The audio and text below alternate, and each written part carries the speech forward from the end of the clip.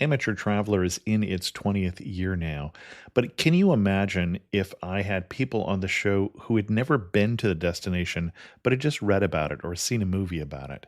That wouldn't make any sense at all, and you wouldn't listen. We all know how important it is to receive advice from people who know a destination to get the most authentic local experience.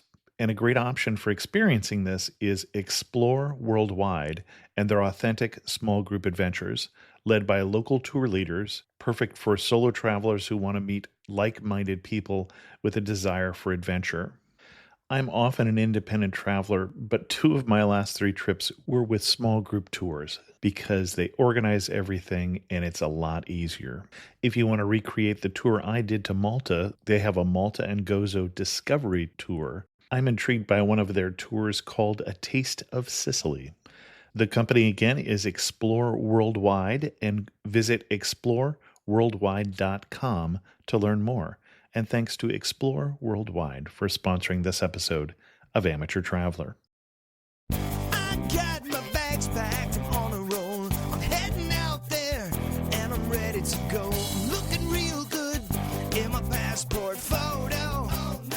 Amateur Traveler, episode 194. Today, the Amateur Traveler takes a break from talking about destinations and talks about traveling and working around the world. I know that I should be heading home, but maybe not today. Welcome to the Amateur Traveler. I'm your host, Chris Christensen. Before we get into this week's interview, I do have some news stories for you. There is some bad news in the news, like someone being murdered on a cruise and possibly swine flu on cruises and such. And I'm going to skip over those and talk about three news stories that caught my eye. The first one is just mean. Somebody is selling a dissolving bikini as the ultimate revenge gift. It looks like a regular bikini, but a few seconds in water, it dissolves. This is obviously a sophomoric prank, but not a new one. I had a roommate in college who was a polymer chemist, and his polymer chemist friends were playing this trick on each other 25 years ago. And then two good news stories. One is a hotel chain called Sage Hotels is doing a give a day, get a night promotion where if you give 8 hours of community service, you can get either a complimentary stay or 50% off a hotel room. They're doing a limited number of complimentary stays. That offer ends December 20th. And then the other thing that I liked is Omni Hotels is loaning their guests a free camcorder to videotape their vacation while they're staying at the Omni. For links to all of those stories, check out the show notes at amateurtraveler.com. I'd like to welcome to the show Lisa Lubin, who has come to talk to us about travel and specifically long-term travel and how you can afford it. Lisa, welcome to the show. Hi, thank you. So you have been doing a fair amount of travel, which you're blogging about. In fact, Lisa and I met at the Travel Bloggers Exchange conference that was just in Chicago. But the way you've been doing it has been interesting because you've kind of worked your way around the world. Yeah. Unbeknownst to me, it wasn't exactly what I planned. How did this get started? What was your original plan, and how did it turn into this? My original plan was to travel around the world for a year. I had quit my TV producing job in Chicago and told everyone I would be gone for about a year because that was an easy round number to say. And I was just going to travel. I was going to kind of try to do different things, but really wasn't sure. I didn't plan on working the whole time, but if things came up, I certainly was going to look into them as a way mostly to more immerse myself in different cultures in different places. And when you started, did you have an itinerary or did you have an open ticket? You didn't have a around the world ticket, was my impression. No, I did not. I had a rough itinerary. I definitely had an idea of the places I wanted to go, and I was just sort of following sort of a geographic pattern. I left in the fall, so I decided to go south to the southern hemisphere first, since it was going to get cold in the north. Basically, roughly went down to Central and South America, and then over to Australia and Asia, a little bit of the Middle East, and then Eastern and Western Europe. So your original plan, 1 year, and it's been how long so far? I guess if you say I just returned recently, it was 2.5 years. Okay. And you say you just returned. I didn't get the impression that you have completely unpacked and settled in and are there to stay in Chicago. That's correct. It really gets complicated, but I traveled for 15 months around the world, and then I returned to the U.S. for about 8 months, but I still lived out of my bag, and I stayed in New York, then I stayed in Chicago, and then I stayed in L.A., and all of this time it was just basically on friends' couches and in their spare bedrooms. Then I decided I had enough miles to leave again, and I figured, as usual, no time like the present. I didn't have a job yet, a real job. I didn't have bills and all those things that would tie me back down. So I figured might as well just go again while I have a free flight. So I left again for another 6 months. And then I returned in the spring and stayed with my father in New Jersey for about 3 months. And now I'm in Chicago for a couple months staying with a friend, and I'm actually heading out to L.A. I seem to be doing the same thing. I'm going to L.A. in a couple days. Still living out of a bag. So, yeah, it's sort of open-ended, I suppose. Now, I have to ask, since you said you're living out of a bag, I know that some people, when they hear that somebody is on the road for 2.5 years, assume they have to pack 2.5 years worth of clothes. Yeah. I'm assuming you're living out of a single bag and not a steamer trunk. Yeah, sort of a convertible backpack. It does have wheels, so I usually wheel it around, but it can be a backpack. And yeah, I packed for probably what I tell people is pack for like a week to 2 weeks. And I obviously did laundry every 2 weeks or so. The difference between a 2.5 year trip and a 1 week trip is laundry. Pretty much, yeah. And how has your travel style changed through this 2.5 years of living out of the bag?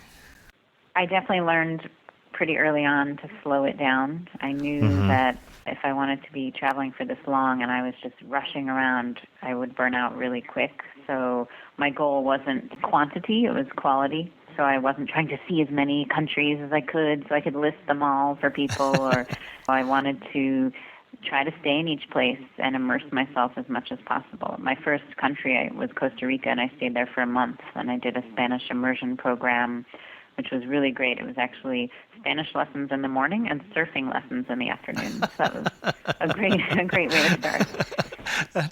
Oh, okay. I'm terribly jealous at this point. So, even about the Spanish lessons part.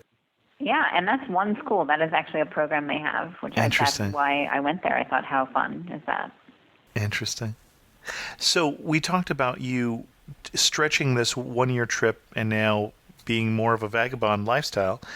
You've done this by kind of working your way around the world. How did your itinerary unfold? You went down to Costa Rica first. Mm-hmm.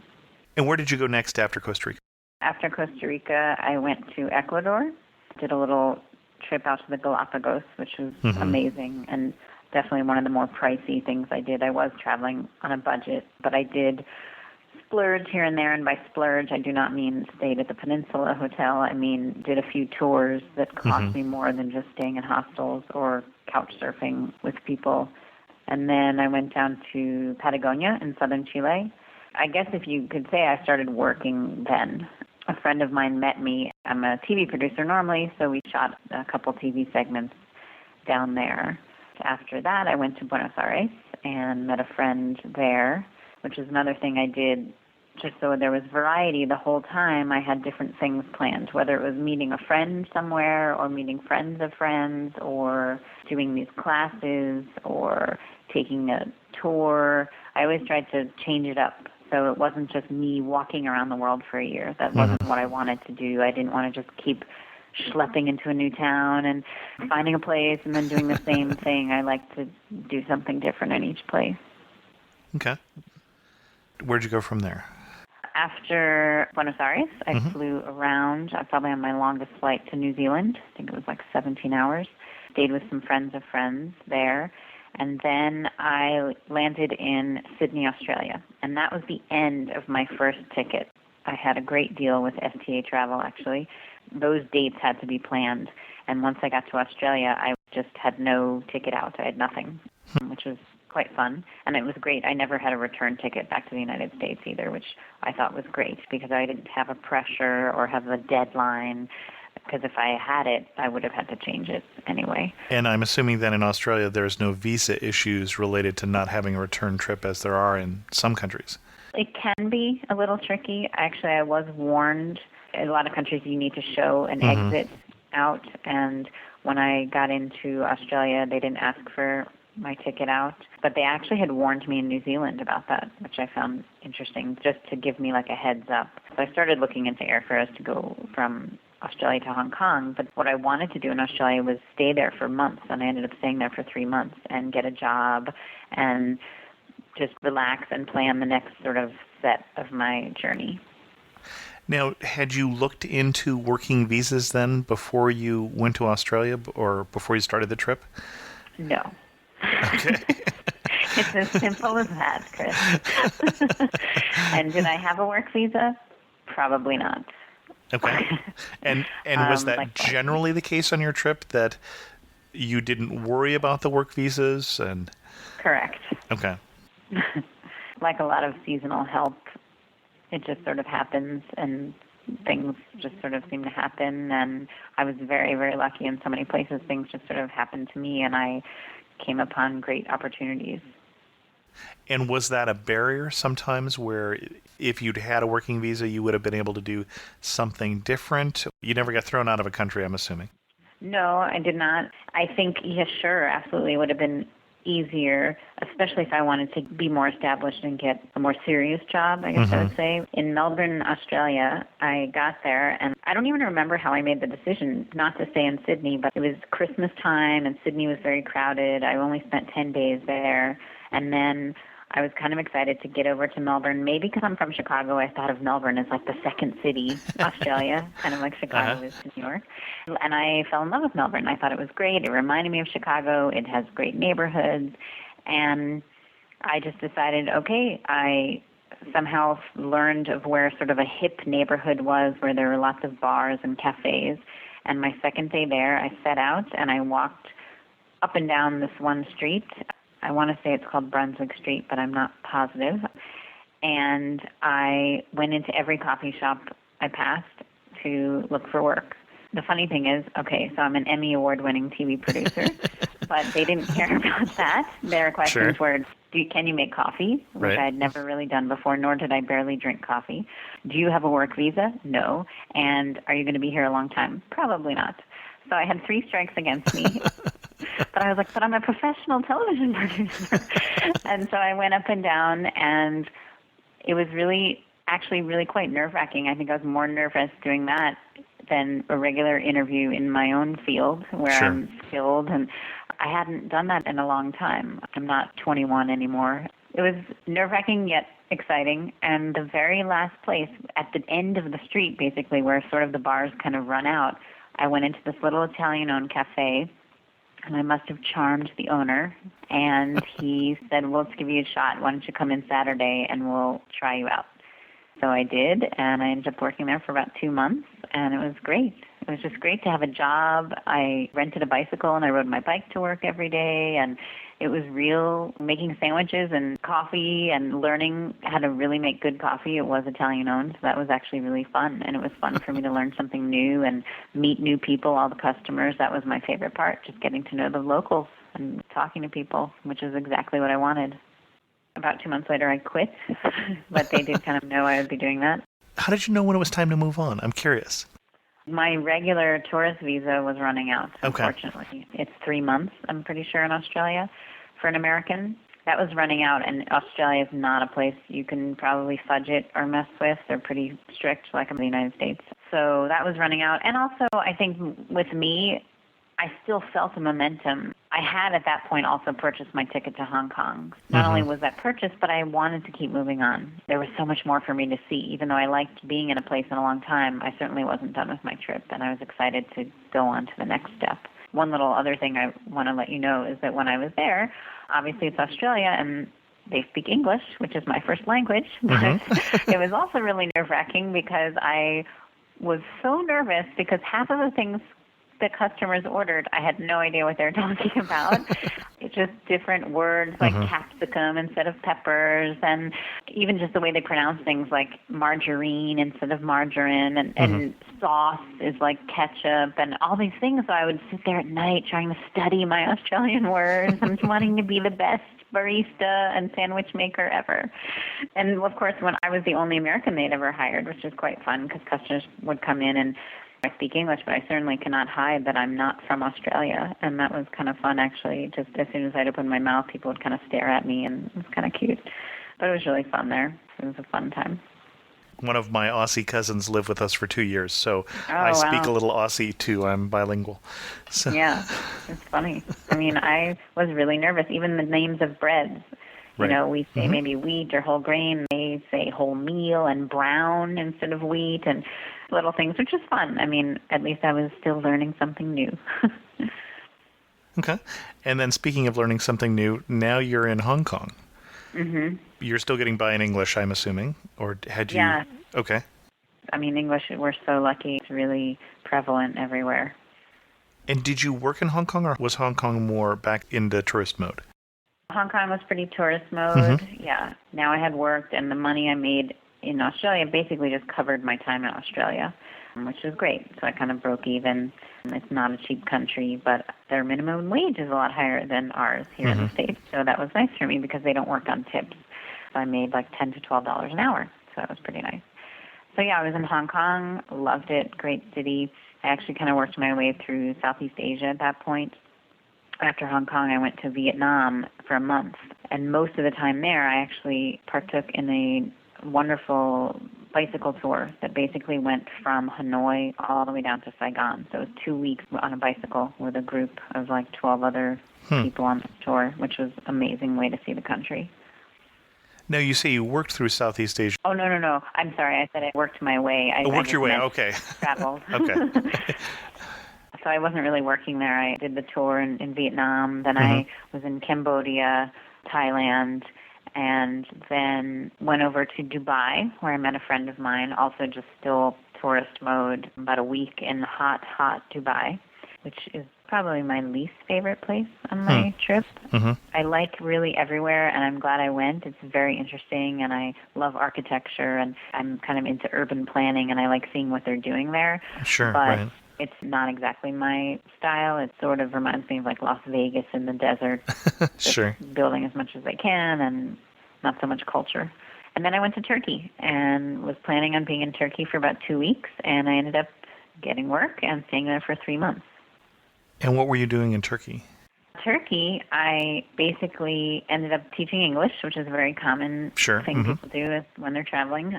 I literally got to Istanbul, and I was traveling solo the whole time, and I was eating dinner at this restaurant. The host guy was really nice, like they all are there, and he was talking to me, of course, as the solo woman. He said, oh, you should teach English here. So many people do it. I was like, yeah, I don't know. Maybe I'll do that. I really was open. And he's like, oh, wait, let me call my friend Steve. He's been here for 7 years. He's from New York City. So this guy, Yusuf, calls his friend Steve. In a half an hour, I'm having a beer with Steve and Yusuf. And Steve is like, oh, you're a journalist? No problem. Send me your resume. I'll hook you up with all kinds of people. Because he'd been working there as a teacher for 7 years. So he was completely hooked up into that scene. And he was wonderful, and I just met him, and that's how Turkey happens. It's just unbelievable. And he hooked me up with literally so many people. I sent my resume to him.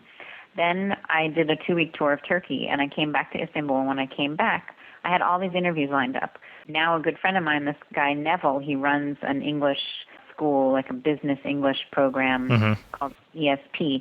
He interviewed me. Several other people interviewed me. And at the same time, Neville and I became friends, and I said to him, hey, do you know anyone that has an apartment that needs like a house sitter or even maybe a pet sitter? I always think about that because I have pets and maybe people are going away. It would be an ideal thing for me where I don't have to pay rent and I could watch their place or their pet. And he said, yes, I do. I know Bridget. She's an instructor. She's going to Costa Rica for 2 months to teach classes on teaching English. Let me call her. He called her. Bam, like a week later, I meet Bridget. I had a place to live for free, this wonderful, like, 2-bedroom apartment in Cihangir, which is this really hip part of Istanbul. Totally great. Then I just started doing private business English lessons. I was literally tutoring like a CEO of one company, making about $50 an hour a couple times a week. I only had like a handful of students because I wasn't trying to like work all the time. Right. And the money was really good. It was amazing. So I hung around for a few months and just did that. I always forget this, because I'm a TV producer, also word of mouth, somehow I started interviewing with TV stations there because I figured, let me just see. The problem is their programming, of course, is all in Turkish. In Turkish, yes. And, of course, my Turkish was very limited. It grew a little bit while I lived there, which was exciting. But still, these people are so wonderful and so warm and friendly. It didn't matter. They would get my email, and they would say, well, let's meet. Wow, your resume is impressive. Let's meet. Let's see what we can do.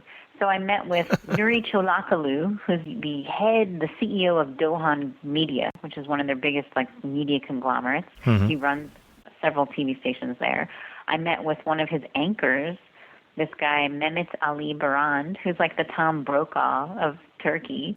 So people were looking at us and asking for his autograph. It was just so bizarre. I never in a million years. And of course they didn't have any work for me because I'd get into a TV station and I recognize all the equipment and everything, but I sure can't edit something if I can't speak Turkish. The head of Dohan Group did actually end up hiring me as a proofreader, which is wonderful. I sat in my hotel room and I proofread a script for them that they were putting together an expo, and made a nice little chunk of change just for doing that and editing it, because they were doing it in English, but translated straight from Turkish, it wasn't correct. So just kind of fell into stuff like that. It was amazing. And did you generally do it through personal connections? Were there other resources you were using on the web or whatever to try and coordinate this life on the road, or? Definitely in Turkey, it was almost all personal connections. It was amazing to me how people would just introduce me to other people, and I was good at following up. Another guy who literally owned a carpet shop like everyone there. Oh, sure. I passed him every day between my hotel and wherever I was going. We ended up becoming friends, and it's kind of nice. Once you're there for a while, they're not trying to sell you anything anymore. They actually just talk to you, and it's really great. And they know I can say no, and as soon as you can say no thank you in Turkish, you're off to a good start. And he was a great guy, and you know what? He ended up loaning me a cell phone, an extra cell phone he had, because I don't travel with a cell phone. And within a few weeks, I had 20 names in my cell phone, people I never knew a month ago, and now these are all my new friends in Istanbul, and it was just mind-boggling to me. It was incredible. But at some point, you were ready to leave Turkey too. Yep. The wanderlust just kicks in at some point. Exactly.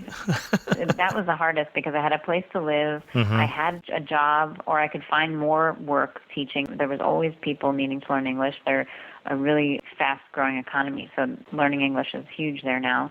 But then that side of me sure was like, oh, I don't know. What am I doing here? Am I staying here? Am I going to live here? I certainly could have just lived there. I mean, it's very strange. My visa was also running out there, my tourist visa.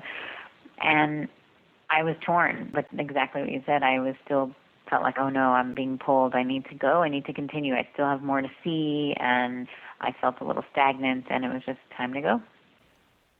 And where did you go from there? From there, I did a little trip through Eastern Europe. I went up to Romania, stayed there for about a month. I had some friends of friends. A friend of mine basically married a Romanian woman, and she lives in America now, but her sister lives in Romania. So I stayed with them for a couple weeks. It was great. It's always great to be with people from there, just eating great food, getting to know their neighborhood. It wasn't like in Bucharest or Cluj, or it was in a town called Bistrița, and probably somewhere I would never go, and that's why I loved it. I just got to know real life in Romania, which was great. And you must have been the biggest news in town, I would think. I don't know about that, but it was fun. It is kind of fun, I will say. When you are a traveler, you are kind of novel, and that's fun, being special. So it's kind of like your little celebrity. It's kind of fun. People are nice to you, and that's amazing, too. I think what I love, besides just meeting people and getting to know people from all over the world and making friends all over the world, is sort of this rush. It's a constant rush all the time. Exciting going into a new city, a new place, and then always exciting getting to know new people. I mean, it's amazing. Like in real life, you don't meet so many new people so fast and so often. And on the road, you make friends a lot faster. You seem to bond with people a lot faster because you're all sort of in the same boat, and you're just really open. I was just so open to meeting people, and it was great. Cool. From there, I went through Budapest and Bratislava in Slovakia and Krakow, and then worked my way over to a friend in Germany for my next job. I was staying with a friend in Cologne, and just so happened she's from over there, not Cologne, but she's from near there, and her boyfriend worked at the University of Cologne. So, lo and behold, they needed a research assistant for some doctorate someone was working on. So just for a week, I ended up working for the University of Cologne, and basically my job was to call airlines around the world. They were literally doing a study on airlines and their relationship with their hub airports. And it was just a doctorate to see how to improve those relationships, and all just the business aspect of it, not the consumer aspect. And it was kind of interesting. And so I was given a list. They all operate in English, no matter what country they're in. So I had to call these airlines and made some good euros for doing that. It was fun. I mean, it was tedious, but fun. It's always kind of cool to suddenly have a job. I mean, it's pretty cool. I traveled around Germany for a little bit. I met a friend in Berlin, and not at the same time, but just since we're in Germany, I also at some point ended up working for a publishing company in Berlin. Not because I was there, but because they contacted me through my website. And now I freelance for them on and off all the time. The first time, they wanted to do a little blurb on me in one of their chapters. They publish English learner textbooks. Oh, okay. They're one of the larger publishers. Like we have Macmillan here. Sure. Books. They're kind of like that because I mentioned them to my German friend, and she knew Corneliusen. Ended up working for them. They wanted us to do a little blurb on me in a chapter about changing careers, something like that. And then they wanted me to do like a podcast that they would put on a CD-ROM. Oh, interesting. So I had a friend of mine interview me so they could have it on a podcast so the learners could hear my American accent and just helps them while they're learning English. And I've also since then done proofreading for him and other things for their books, which is a great little side job. So that was pretty amazing too. That just fell in my lap. He just emailed me. Interesting. I should mention, since the listeners haven't heard this yet, actually since the last episode, Oxford University contacted me because they're planning on using the Amateur Traveler in a similar way, on a CD to go with a book to teach people English. Oh, that's great. But I'm not traveling around the world doing that. So. Yeah, but that's wonderful. It's so amazing. And I failed to mention that throughout this whole time I was blogging and starting to make money that way as well. I'm a writer and a producer and a photographer, so while I was doing all of this, I was trying to sell articles. So I started to get travel articles published in some newspapers in the States, like the Boston Globe or the Philadelphia Inquirer. I sold some photos to the Smithsonian online, their website. So I actually did a piece on Turkey for them and a piece on Hong Kong with photos. So I was starting to do all that as well. So not only was I trying to get little jobs here and there at the places I was in, but I was also getting sort of virtual jobs just literally through my website. And that's amazing to me, too, how much the Internet totally affected my trip, not only in planning it or just looking up somewhere to stay for the next day, but writing and working and being able to email anyone in the world and do work for them no matter where I was. And then I think you mentioned one more job that you had before you came home the first time. The next job that I started and did for a year after was in Madrid. I ended up volunteering in a program called Pueblo Inglés, which is like Yeah, puebloingles.com. It's a great program. You volunteer to basically chat in English for a week. It's at a resort, as I understand it. Yeah, it's at a resort, and it's like an English immersion program for Spanish business people, in a nutshell. And it's like a camp. Right. Ben Curtis from Notes from Spain has done one episode on Pueblo Inglés, is how I'm familiar with it. It's an amazing program. It's really, really fun. If you have the time, it's a great way to get to know Spaniards. It's basically like a cultural exchange. You do talk a lot, but they actually don't want you to be a teacher. You're not supposed to be a teacher. You're not supposed to know Spanish. You're just supposed to be able to chat with people. And that's exactly what you do. And it's a blast because there's games and there's activities and it's all planned out. So it changes every hour. I loved it. I'm still friends with these people. We had a reunion already, like the Spaniards and some of the English-speaking people. It's great. So when it was over, I actually said to them, I'd love to work for you guys. I think it's such a great business model. And they're like, but you don't have a work visa. And I'm like, yeah, you're right. And they're like, well, email us your CV, your resume. Anyway. So I did, and then they called me right away. We didn't realize you have all this media experience. Let's talk. I'm like, okay. So I go in, and we have an interview, and they said, we've done our budget for next year, and we realized we really need more publicity, more PR in the United States. And you have all of these great contacts. What do you think about that? And I said, I think it's great. I had no idea what they were going to say either. I was hoping to just work in Spain for them, and when they sort of turned it on me, I was like, oh, sure, yeah, I can do that too. So basically, they paid me monthly, and I could live anywhere and do this anywhere, and I was just getting them articles, I was writing articles on them, I was getting them publicity in newspapers, magazines. I recently just got them on the Today Show and Good Morning America, so it was pretty great for them. So I did that for a year. When you wrote, you said you had done that for a year. I had assumed you had done that for a year in Madrid. No.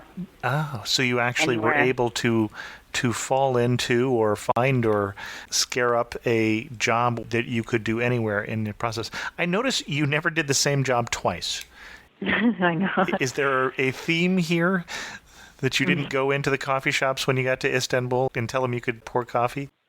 Well, I mean, it all sort of worked out in that in Australia I spoke the language. Right. And then in Turkey I didn't, so I had to teach English. And then in Spain I found a thing that was in English, so I figured out how to work for them. It just all wasn't a master plan. It just all kind of happened. So if someone was to try and follow in your footsteps, other than be open and persistent, what would you tell them to do? How would you recommend that someone do something similar? Because obviously they're not going to do exactly the same thing. I don't think there's any way that that's going to happen. Let's see, go to journalism school, work in television for 10 years. No, I'm kidding. Gosh, I think, like, for me, what I did, besides, we know everyone can teach English. I knew I didn't want to do that the whole time. Honestly, it would kind of bore me. It's kind of fun, and I love learning languages, but I'm not so thrilled with teaching English, which is a bear of a language to teach. It's really a difficult language. It's kind of funny. We take it for granted, but there's a lot of exceptions and a lot of weird rules in English. Right. Besides that, I just thought, in the cafe, honestly, I love cafes. I like that cafe culture. I always wanted to own my own little cafe in Chicago because I've never worked in one. So I thought, well, this will be my chance. I'll work in one and get the experience, and then I can open mine one day. And I realized how much work it is, especially when you work in food. It's a lot of work, and it's a dirty job, and you have a lot to worry about. But I think that someone should look at what their interests are and what their skills are. I could do PR and I could talk to some of these TV stations because that's what I do for a living. So depending on each person, I think it's pretty neat to kind of look at your skill set and try to see what can you do in a different country to use some of that and show on your resume what you can do and try to find a way to do it. If you had to start the trip over, what would you do differently? Nothing. That's a great question. I had an amazing trip. I feel so lucky. There's really not much I would do differently. I slowed it down pretty quickly. Okay. I told myself I was never going to stay anywhere less than 3 nights, and that was just like a little town. But mostly I tried to definitely stay in big places for a month or more, just depending. I loved bringing my laptop. It was the greatest thing. It connected me to friends and family. And Single biggest highlight? Oh, I know. Everyone asks, and it's always going to be hard. Be more specific, like place or just in general? Like moment. Oh, God. The moment that you said, I am so glad that I did this.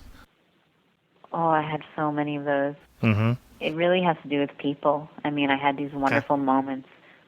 Seeing something or being with people that I never would have experienced. Honestly, one of the greatest things in my trip was doing something called couchsurfing.com. Sure. Mm-hmm. Staying on people's couches or in their spare bedrooms.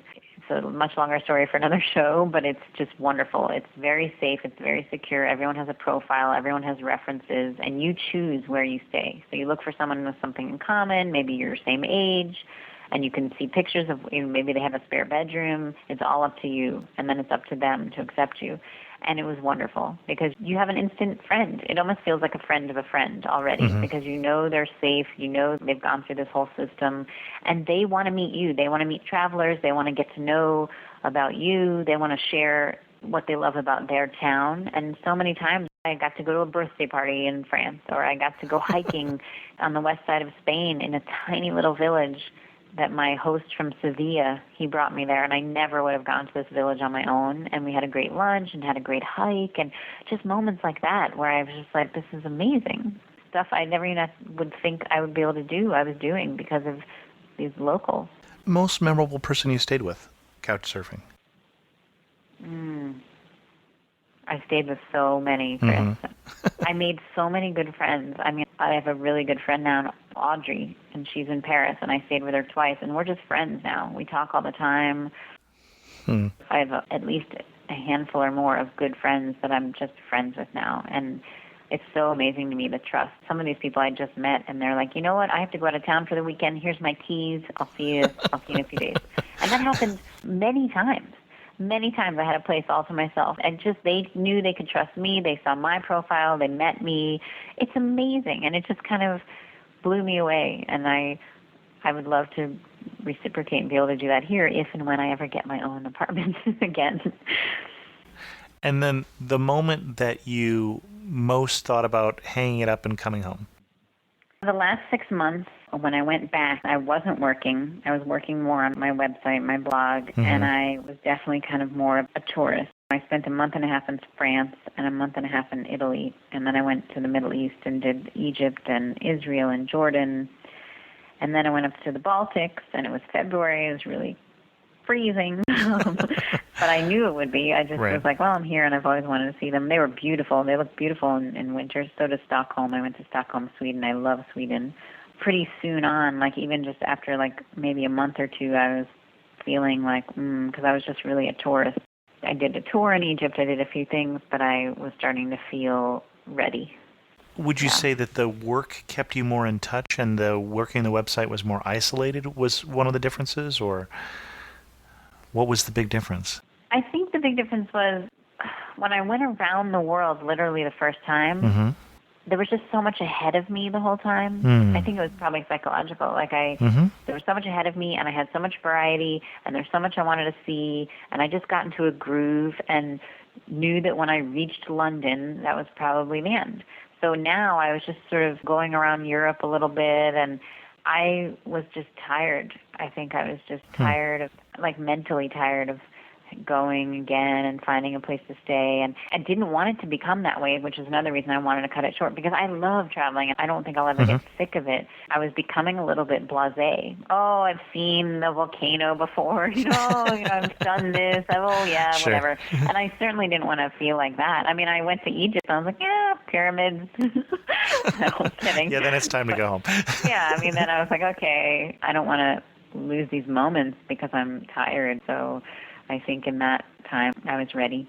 I think that's the way my son feels about cathedrals in Europe. So yeah, of course, like everyone, I had said, that's it. This is the last church I'm setting foot in, and then you have to go see another one. You took a lot of pictures on your trip. Yeah. What one picture is your favorite? Oh, these questions are killing me. I know. Oh, God. I have many, but I think one that just flashed in my mind is a picture I took in Vietnam. It's in this little village where the houses are on stilts to prevent like flooding or pests or anything, and it's just a really kind of a poor village. And I have a picture of a little boy running through. It was raining, and he had a blue umbrella, and everything else was sort of the same grayish beige color, and except for him and his umbrella. There's a lot of movement in the picture, and it's just really cool. I met so many great kids there. Some of these places were really poor, and all I remember all these kids and how smiley they were and happy they were to see us ride through on our bicycles and practice their one English word, hello, and wave at us while we rode by. It was a blast, and that picture kind of just brings me back there. What was the first thing that you brought along originally that you ditched, that you decided wasn't worth carrying around the world? I remember I brought one of those water purifier bottles, and it was heavy and annoying, and you had to like squeeze the water through the filter to drink it, and I was like, forget this, and I sent that back home. And what was the one thing that you were surprised you found so useful? Well, I loved my rain jacket. I wasn't, maybe not surprising, but my first Central and South America rainforest and raining half the time, and I loved it. It was like, hey, I'm here, I'm walking around the rainforest, I don't care that it's raining, and I had my great rain jacket and it packs up into a little square, and I loved it. Normally, I end this by saying, how do you summarize what you saw in 3 words or less?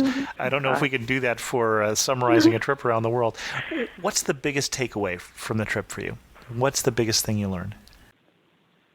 Oh, the world feels like a smaller place, and I just feel like I have friends everywhere, and I feel like it's much easier now for me to just, I think I'll go to Korea.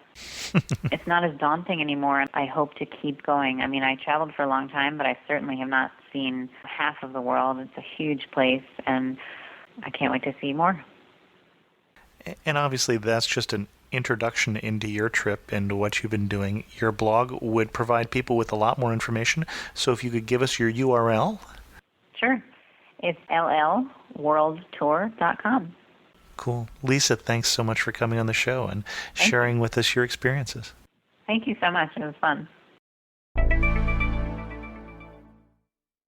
I did have an interesting internet resource that I've heard about this week, but I have not personally used, and that is apparently about 40% of all airline tickets sold are actually transferable to someone else with a fee. Now, some are not, obviously 60%, but those that are transferable, you can buy or sell at re-ticket.com. So it is a website for buying or selling those tickets. Check that out, re-ticket.com. And this show has already gone long, so I'm only going to share one of the many emails that I received recently, and that is from Thomas from Austria, who wrote, "My name is Thomas, and I'm a guy from Austria, Europe. A few months ago, I bought myself an iPhone and clicked through the podcast section of iTunes where I located your podcast. Since then, I enjoyed about 40 of your episodes. I like traveling myself and find it also very interesting to listen to people. I think they are always from the U.S. who talk about their travel experiences. Especially interesting are the ones where people from the U.S. talk about European destinations.